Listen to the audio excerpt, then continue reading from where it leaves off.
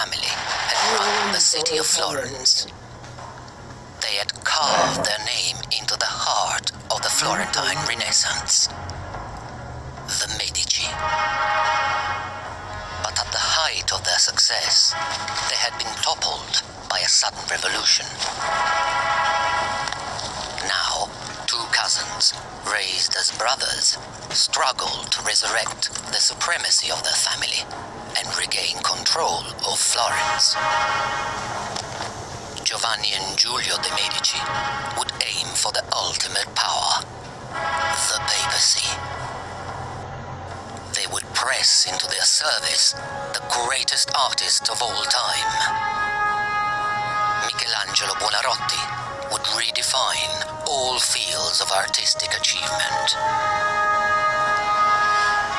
But he would watch in fear as the Medici split the church in two and drove Florence, Rome, and Europe to the brink of collapse.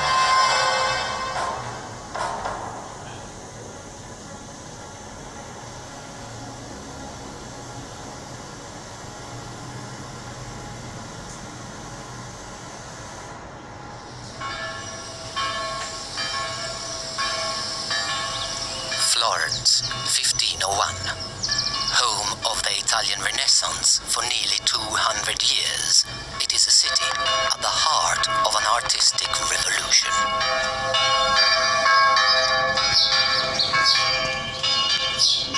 And now, in a workshop behind the cathedral, an extraordinary work of art was beginning to take form.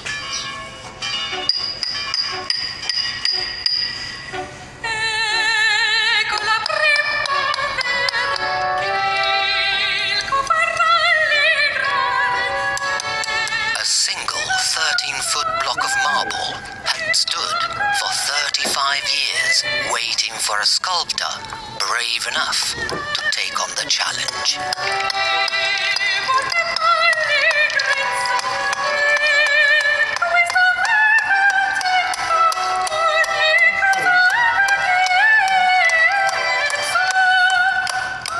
That sculptor's name was Michelangelo Buonarroti. Michelangelo lived for his work. He was, I think, by any standards, a workaholic. He rarely ate.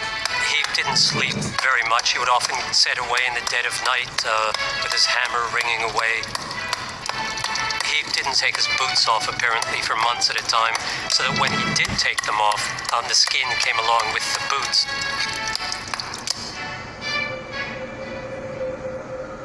The colossal project would take nearly 3 years to complete. To guide his progress, Michelangelo submerged a small wax model in water. Day by day, he let the level drop.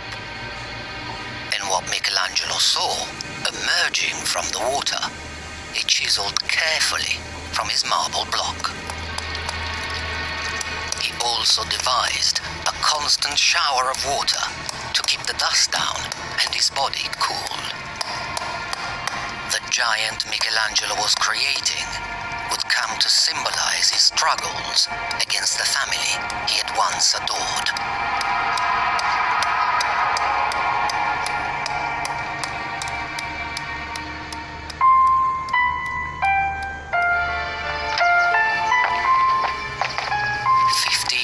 Earlier, the sculptor had been adopted into the greatest family in Florence.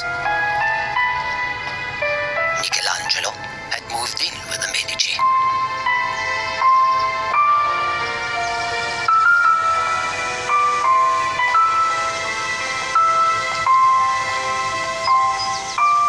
The young artist was exposed to a world of artistic achievement.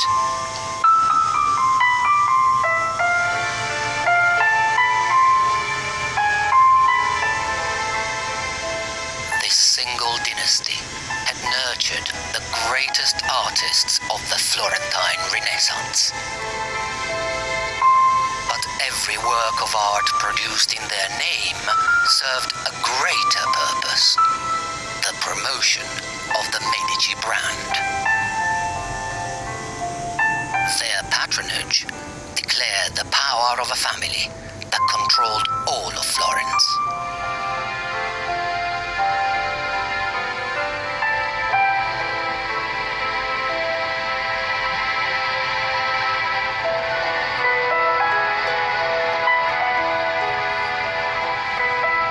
Michelangelo was raised alongside the heirs to the Medici dynasty. And he watched as Giovanni de' Medici was prepared for life in the church. Giovanni, Lorenzo's son, was marked out for the church from the age of 7, and his cousin, Giulio, is also marked out for the church. The boy is by Lorenzo, and the two are, as it were, brought up together. But peace in the Medici home would be short-lived.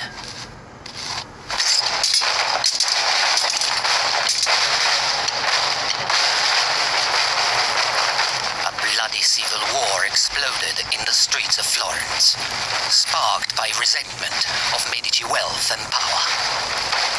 Michelangelo remained in Florence while all traces of Medici insignia were wiped from the streets.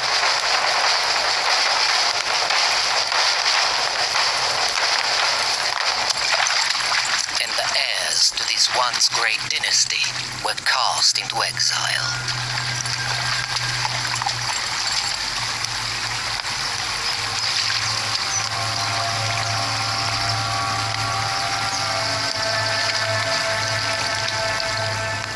Giulio de' Medici had been ordained a priest and a prior.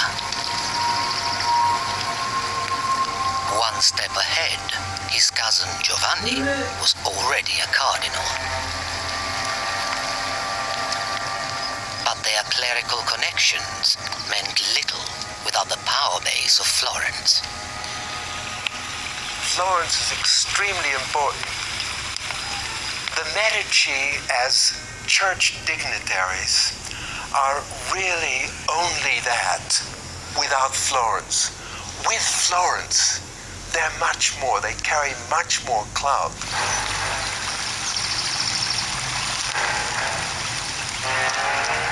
But the city of Florence had placed a price on both their heads.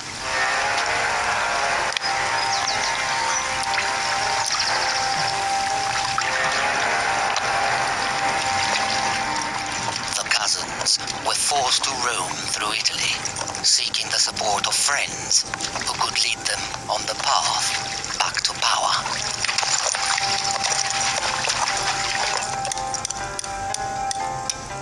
In Florence, Michelangelo had shrugged off his association with the exiled Medici, and now his masterpiece was nearing completion. The city would soon have a formidable symbol of independence.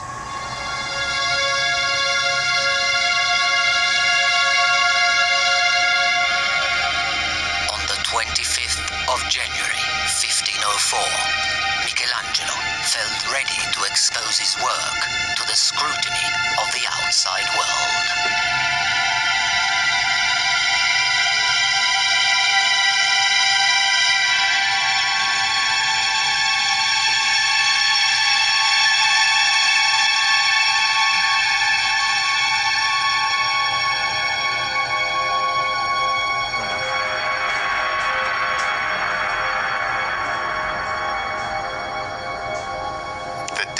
Started out as a commission for the cathedral in Florence to be put far up on the top of the building. That's why it's so big, because it had to be visible from the ground. Well, when he finished it, the authorities came to look at it, and everyone agreed that this was such a monumental step forward that it would be a shame to put it up there on top of the cathedral, because nobody would ever see it. And what they decided was that it ought to be put outside the town hall. But context determines meaning. On a religious building, it would have been primarily understood as David the prophet, the God-given hero. In front of a public governmental building, it became, almost automatically, a symbol of the city itself.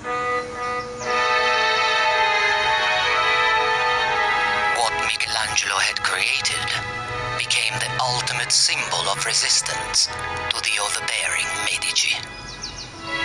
The Republic wants that image. It wants Florence to be David, but it wants the Medici to be seen as Goliath. So what Michelangelo creates is this amazing piece of Republican art. It's to show Florence after the Medici, slaying the Medici. That's what David's all about. Even Michelangelo himself believed that Medici ambition threatened the future of the city of Florence. It was a source of great sadness to him that the people he had known as a young man, the family around Lorenzo who had been so good to him and who he really knew very intimately from living in their household, later turned out to be contrary to the best interests of Florence as he saw it and as a great many other people saw it. After 9 years in exile, Giovanni and Giulio de' Medici arrived in Rome.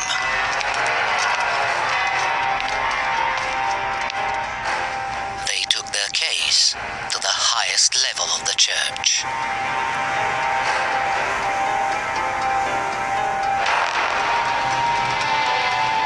Pope Julius II was also from a powerful family. Fortunately, he was sympathetic to the plight of the Medici. Now, he helped them assemble an army of their own, which headed back for Florence.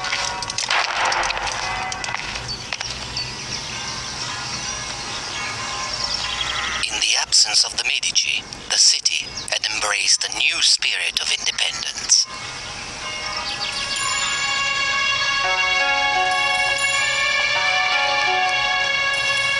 Against the wishes of the church, the artists of Florence were venturing into dangerous new ground. They had begun to procure corpses from the city's hospitals for private research. A pioneer of this controversial method was the city's most talked about personality, Leonardo da Vinci. The great master carefully studied the complexity of the human body. No detail was overlooked.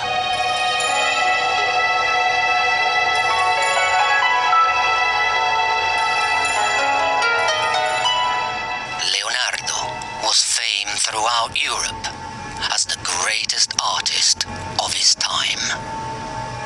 But he knew there was another contender for his title, Michelangelo. And with the city under threat of invasion, the rival artists were brought face to face for an exercise in civic pride.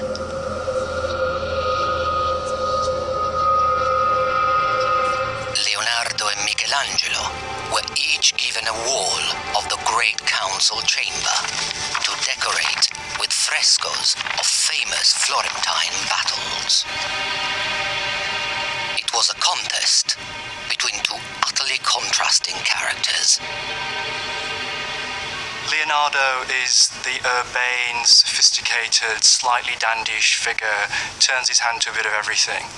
Michelangelo, on the other hand, is this untutored genius, very difficult, very fragile, very bad-tempered.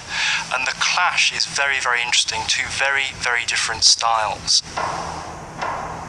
Leonardo conceived of the Battle of Anghiari as a visceral and heroic action scene. No one had attempted such frenzied violence before.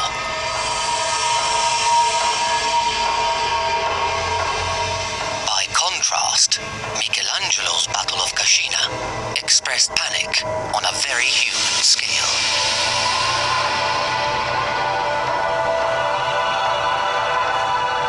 The artist had caught the mood of an apprehensive city.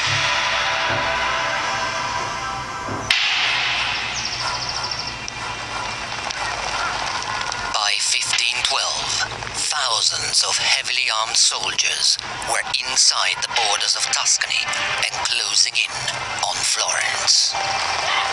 They were shadowed by the Medici cousins, determined to reclaim their city.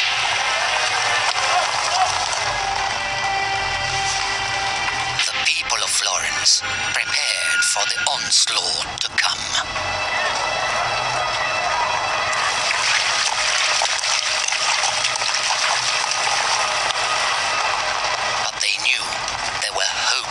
Outnumbered.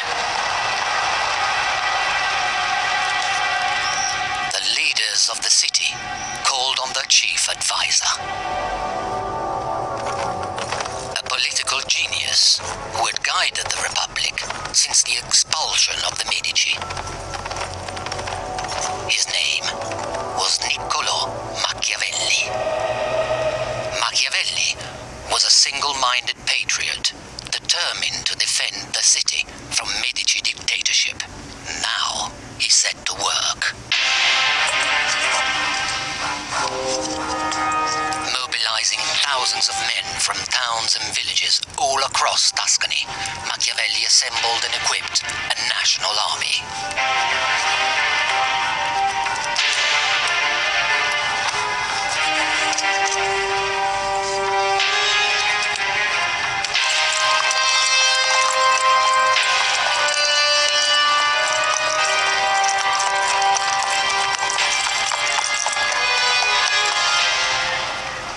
Soldiers were carving a bloody path through Italy. Soon they reached Prato, a fortified town just outside Florence.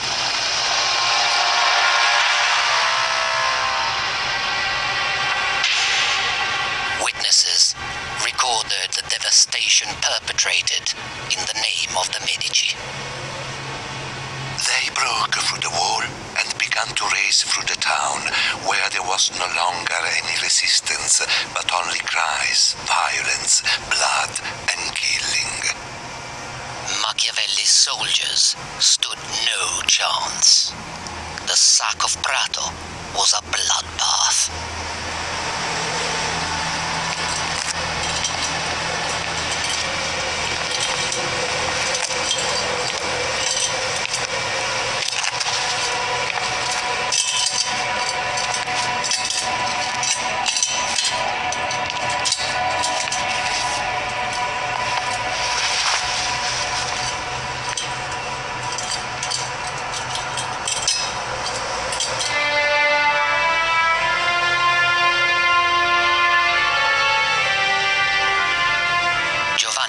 Sent a progress report to his master, the Pope. The capture of Prato, so speedily and cruelly achieved, although it has given me pain, will at least serve as an example and a deterrent to the others. The massacre of Prato had the intended effect. Just a few miles away in Florence, the leaders of the Republic surrendered. Through violence and terror, the Medici had won control of their city, but not the loyalty of the people of Florence.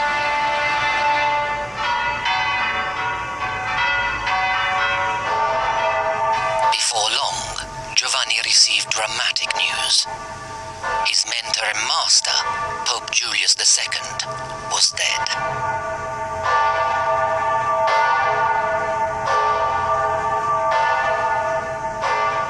In time-honored tradition, the cardinals were all called to Rome. It was their job to elect a new pope. Cardinals would meet in the latrines to plot about who was going to be elected, and I think there is a lot of that on one hand. Favors to be exchanged under the table, plotting, networking, but there is also a higher level, a more international level. The Medici were definitely more welcomed as potentially new popes because of their already established international profile. After After a whole week of deliberation, the cardinals were still undecided, but the reduction of the daily meal to a single unappetizing dish finally focused their thoughts. And the most senior cardinal, Giovanni, would cast a deciding vote.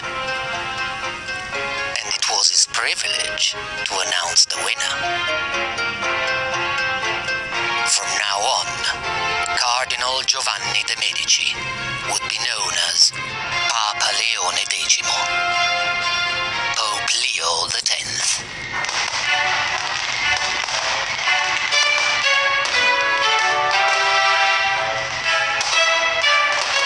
Giovanni's accession to the papacy changed everything. The city of Florence now welcomed back its former enemy with open arms. We should not forget that this is a deeply Christian culture, and any city would have easily forgotten any guilt of any type and forgiven the person if this person would have occupied the position of the papacy. It's a kind of prestige and an honor for the city.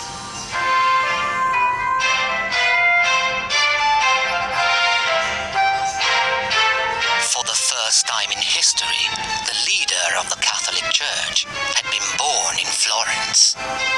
The Pope soon capitalized on his new status to strengthen the position of the Medici family. When the Cardinal Giovanni de' Medici becomes Pope, within a month, his cousin Giulio is made Archbishop of Florence, and in the autumn he also becomes a cardinal. So now you've got a Medici Pope and you've got a Medici Cardinal. This is one of your examples of nepotism, which all the Renaissance popes practiced. As part of the celebrations, Leo had a young boy painted gold from head to toe. It was pure propaganda, implying the return of a golden age under the Medici. The boy died shortly afterwards, poisoned by the gold paint on his skin. His death went unnoticed, and the papal celebration went on for days.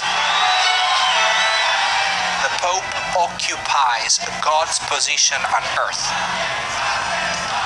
This is why popes are infallible.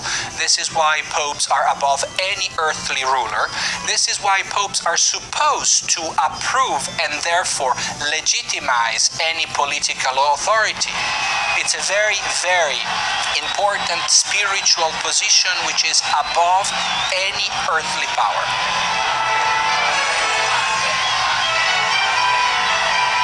Giovanni was a fun lover. He loved drinking, he loved hunting. The moment he was made Pope, he wrote a letter to one of his brothers saying, "God has given the papacy to us, let us enjoy it."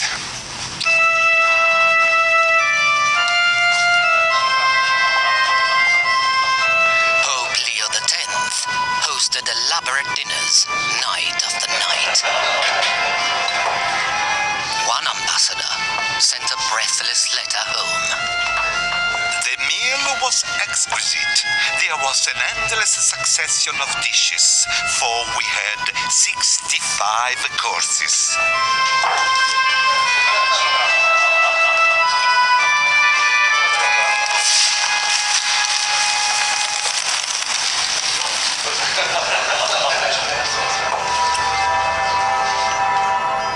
Giovanni de' Medici had risen higher than any of his ancestors. And now, the new Pope inherited a fresh artistic legacy inside the Vatican itself.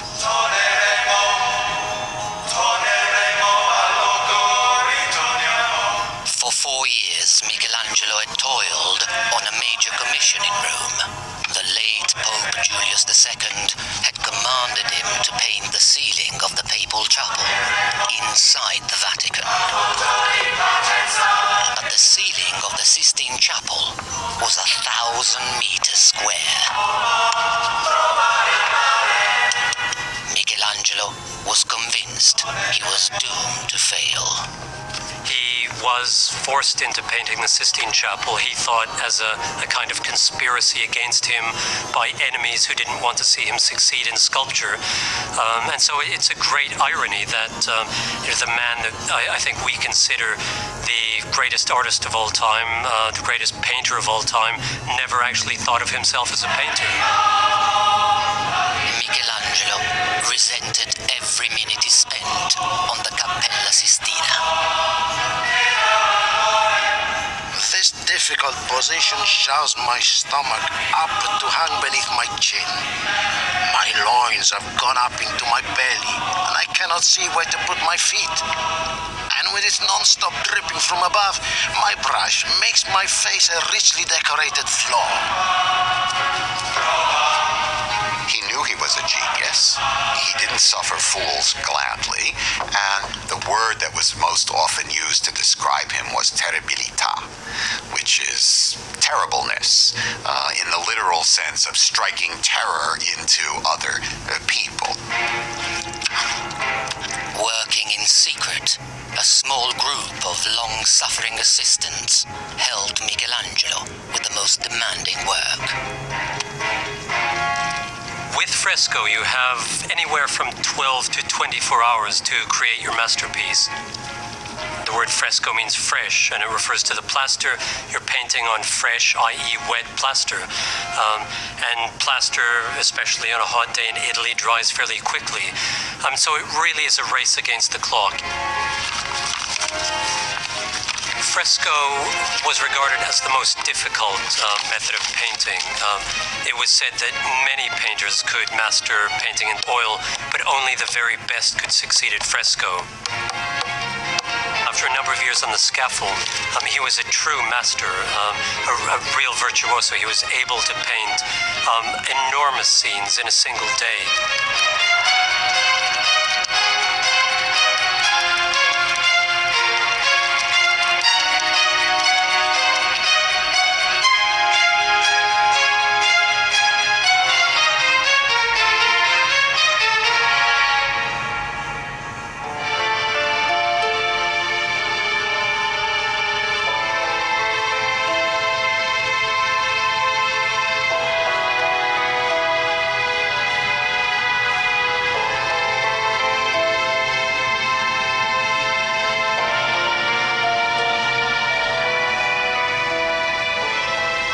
Michelangelo covered the ceiling with around 300 figures and stories from the Bible, among them the flood, the origin of the stars, and the creation of Adam.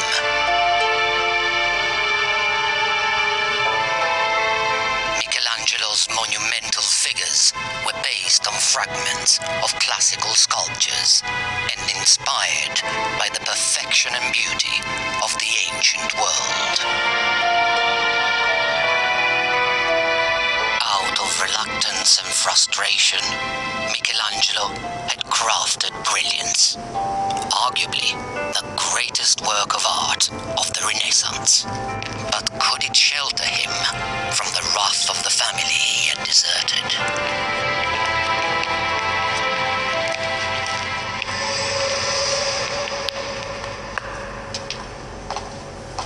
Michelangelo was always very fearful for his political life. He would take to his heels at the faintest whiff of gunpowder. He was fearful of reprisals against him because he, of course, had found himself in with the regime that replaced the Medicis.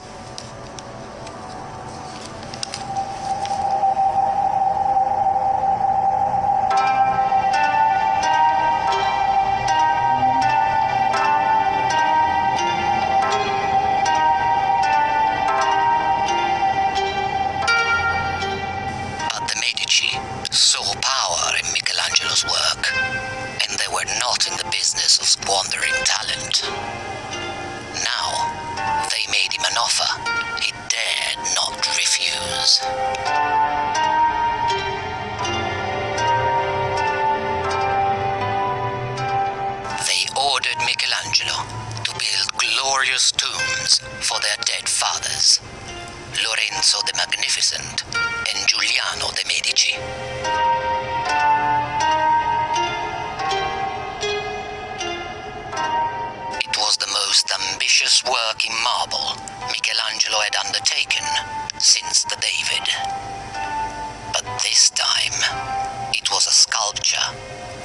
sparing the Medici.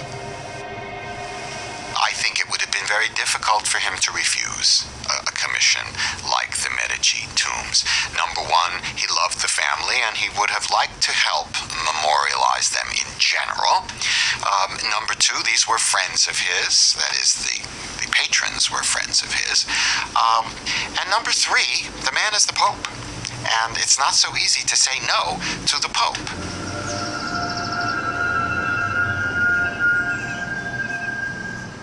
The authority of Pope Leo X was stamped across Florence. Everyone knew that their future lay in his hands. Even Machiavelli, who had once defended Florence against the Medici, now lobbied hard for a job inside Leo's regime.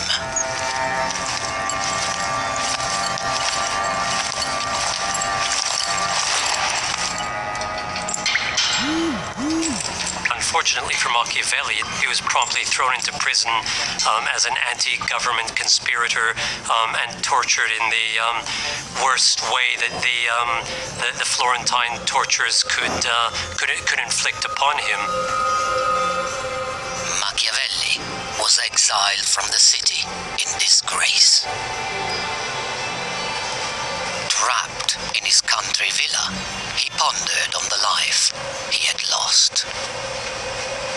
Caught in this sway among the lice, I wiped the mold from my brain and released my feeling of being ill-treated by fate. With time on his hands, Machiavelli began writing a handbook for aspiring dictators. Since love and fear can hardly exist together, if we must choose between them, it is far safer to be feared than loved. Machiavelli called his book The Prince. In it, he described the world in which politics was devoid of morality. Machiavelli's political theory is the first time a thinker separates ethics from politics, and this is something that had never happened before. According to Machiavelli, the prince should be a cynical ruler acting in terms of reason of state. Is the first one to acknowledge the non-ideal nature of politics, which was exactly the case in his own time. Il Principe was inspired by and dedicated to the Medici. But Machiavelli's plan backfired. The Medici refused to employ him. Instead, Machiavelli's name became a byword for ruthless and cynical politics. And nowhere was the struggle for power more cutthroat than inside the Vatican. In 1516, a group of cardinals conspired to commit the ultimate crime: the assassination of the Pope.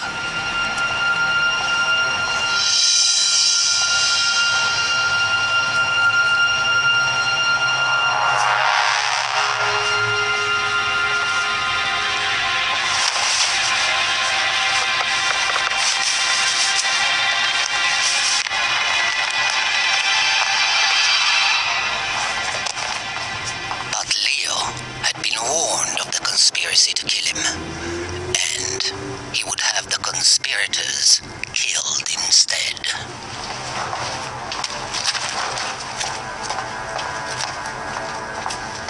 Now, the Medici cousins took steps to secure the loyalty of those around them. It's putting people in positions of power and authority who are related to the family, so brothers as well as cousins, sons, through marriage. It's a complete infiltration. It's a classic mafia move. It's to take over every single sphere from top to bottom of how the papacy was run. And the Medici are good at this. They have a track record of doing it, and this is precisely what they do with the papacy. Leo created hundreds of new jobs in the Vatican and sold them to those he could trust. And he needed the money. Because within just 1 year of his extravagant lifestyle, he had emptied the papal coffers. Soon, Leo X owed money to every bank in Rome. Behind the scenes, Giulio was pawning the papal jewels. So Leo turned to the source of income only available to the Pope himself, the sale of forgiveness. He started selling what are called papal indulgences. These are basically pieces of paper which give you remission from sins. So if you've been naughty in some respect, the Pope would sell you an indulgence which would remit your sins, it would cleanse your sins. Leo wasn't the first Pope to sell indulgences, but he sold them on an unparalleled scale. And his tariff was affordable to even the poorest man.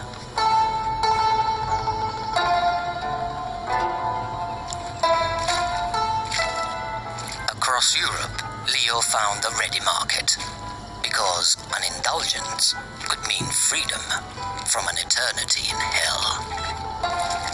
The church created the figure of the itinerant preacher of indulgences, which would stop in the main piazzas of cities and towns and preach for a specific indulgency. And if people would buy an indulgency, they were released a receipt. The sale of salvation was a gold mine for the Pope.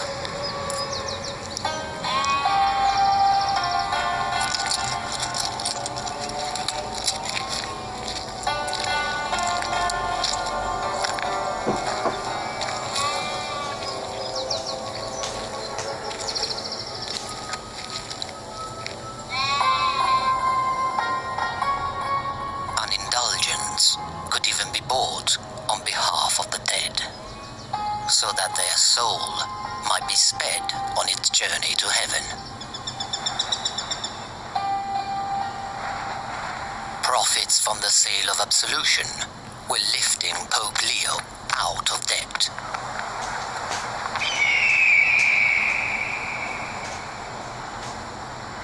But for one man, a German monk named Martin Luther, they were a step too far.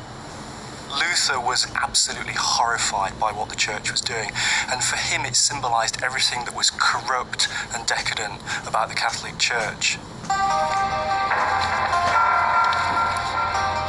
In 1517, Martin Luther published an incendiary manifesto for change. Exploiting the latest technology, it was printed, reprinted, circulated, and translated.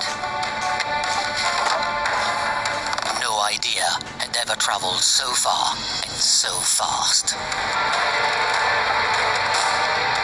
Luther's 95 Theses was an indictment on the sale of salvation and a direct attack on the Pope. The Pope is richer than Croesus. He would do better to sell St. Peter's and give the money to the poor. When money clinks in the money chest, it can only increase greed and avarice. Those who believe they can be certain of salvation because they have bought indulgences will be eternally damned.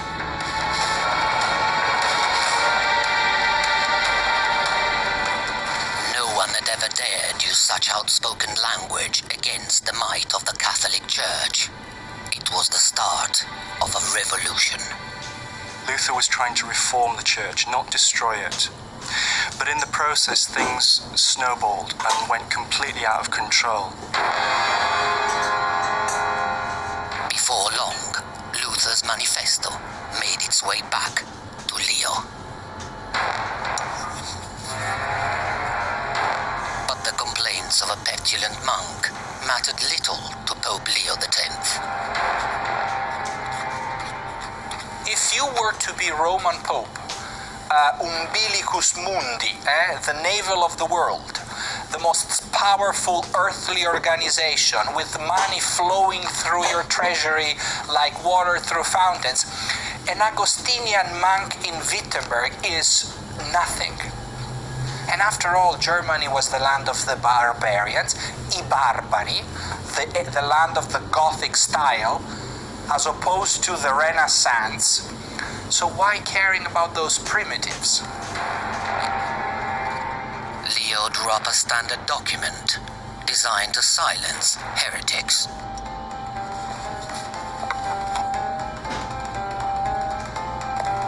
The bull of excommunication condemned Luther to hell.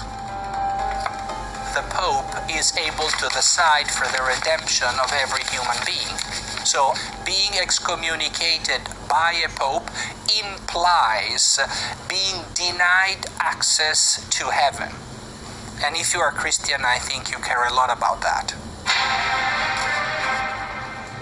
But Luther would not accept his punishment, and his refusal to repent triggered a battle for the soul of Europe.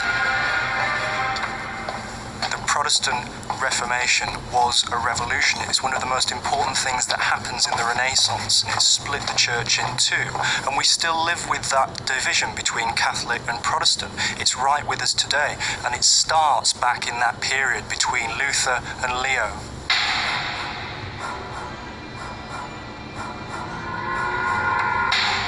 But the Pope would not live to fight his battle with Luther. In 1521, Leo X suddenly died. The high-rolling Medici pontiff had been killed by a simple winter chill. His cousin Giulio was left to deal with the mounting problem.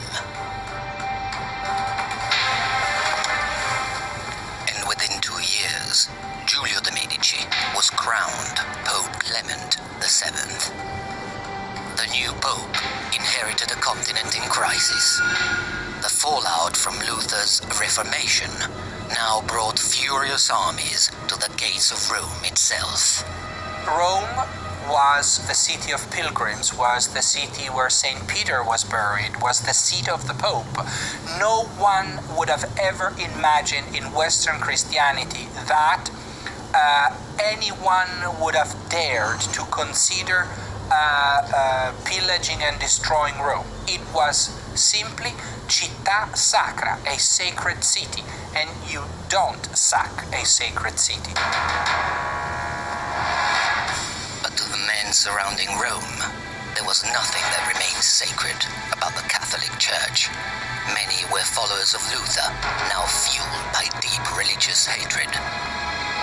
Most of the soldiers were of German origin and nationality, therefore Lutherans. So they considered Rome as the new Babylon, the new city of sin, which is the seat of the Antichrist.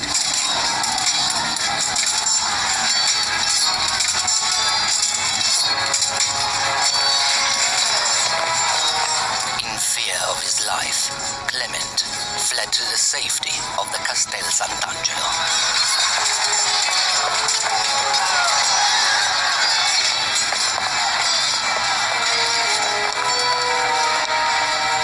And his fears were justified. For the next day, Rome was torn apart without mercy. They break in and they ravage the city. They rape, they hold people to ransom, they destroy buildings, they violate sacred buildings, and they keep Clement VII caged into his Castel Sant'Angelo.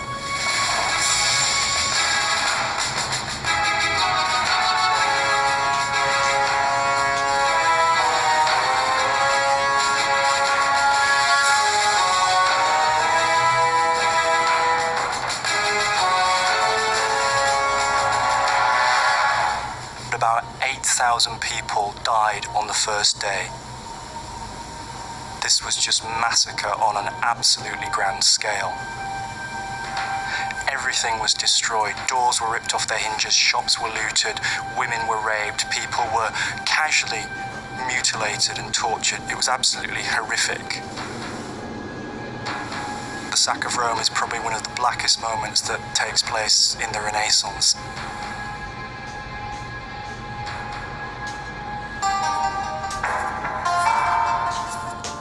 After 7 months on the siege, Clement perfected his plan for escape. Changing his robes for rags, he had the papal jewels removed from their settings, and all the gold melted down.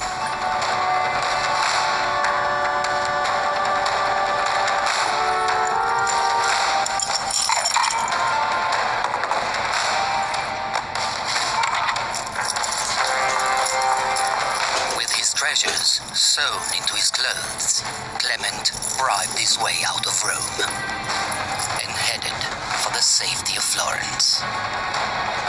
But news traveled faster than the Pope. Inspired by reports from Rome, enemies of the Medici in Florence were already running riot. They attack what symbolizes that regime. And they attack the buildings, which are the embodiments of that authority. So for the Medici supporters in Florence, that week was a week of total blind fury. The rioters struck without discrimination.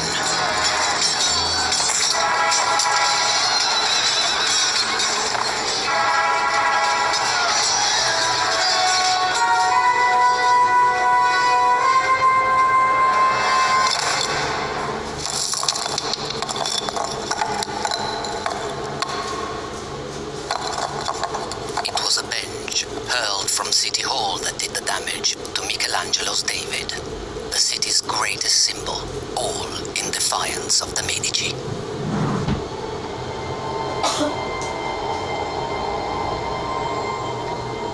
In the wake of the chaos, Pope Clement VII stood poised to attack Florence.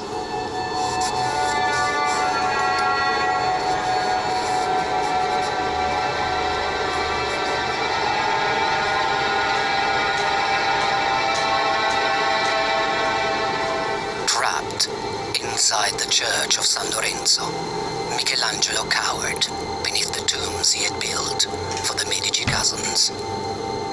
I hid in a tiny cell, entombed like the dead Medici above, though hiding from a live one. But the beleaguered city held one trump card.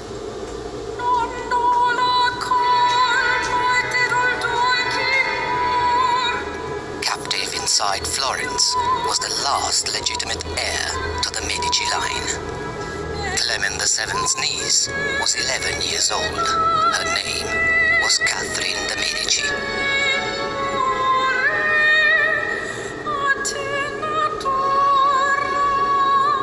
Clement famously called her "my pearl beyond price," but he knew precisely what she was worth to the Medici family. Unfortunately for him, so did the people of Florence. They threatened to throw Catherine into a soldier's brothel unless Clement agreed to a truce.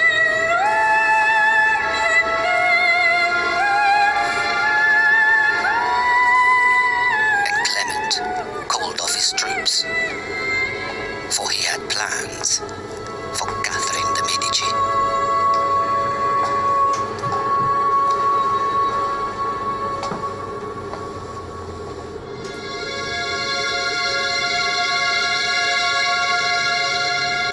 Soon capitalized on Catherine's survival. Within a few years, he married her off to the son of the French king. She was only 14. The unrest which her uncles had unleashed now traveled with her. Under the reign of Queen Catherine de' Medici, religious hate would soon infect France as well.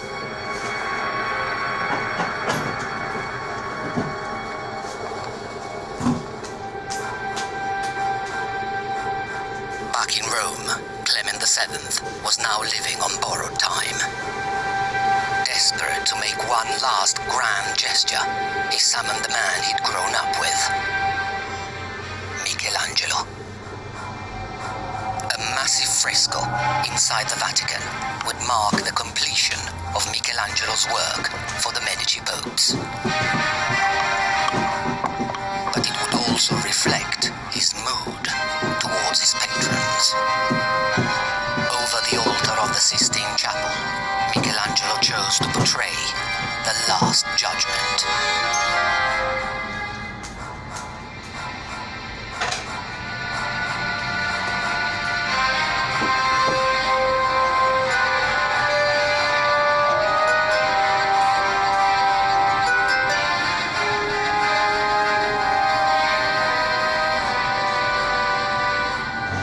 The magnificent fresco was a product of the agonies of its time. This is one of the most tragic period for the history of Europe. So art could not be anymore a mere representation of natural beauty as it had been in the Renaissance because of the dramatic events which were typical of that time period. The Last Judgment commissioned to Michelangelo probably expresses a lot of this feeling of oppression and anxiety which was typical of the time. Those are not happy people. You see whose bodies are twisted and suffering, and you cannot paint people who are happy and serene and smiling with beautiful landscapes in the background. It's like the transition from Impressionism to Expressionism.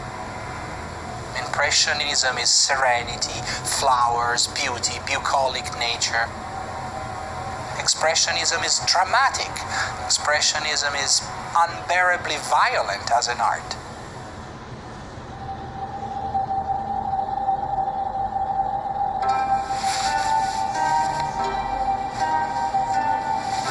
But Clement VII would not live to see the great work finished. In 1534, exhausted by the turmoil of his reign, Giulio de' Medici died. It was the end of an era.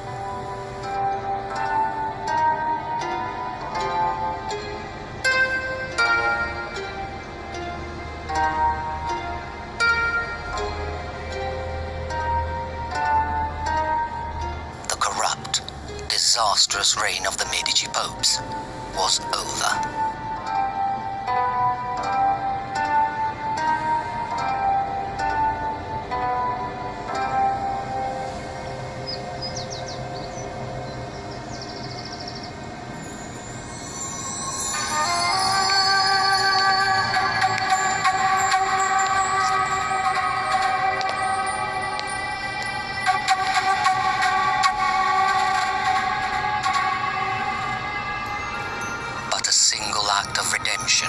Would herald a magnificent new era for the Medici dynasty.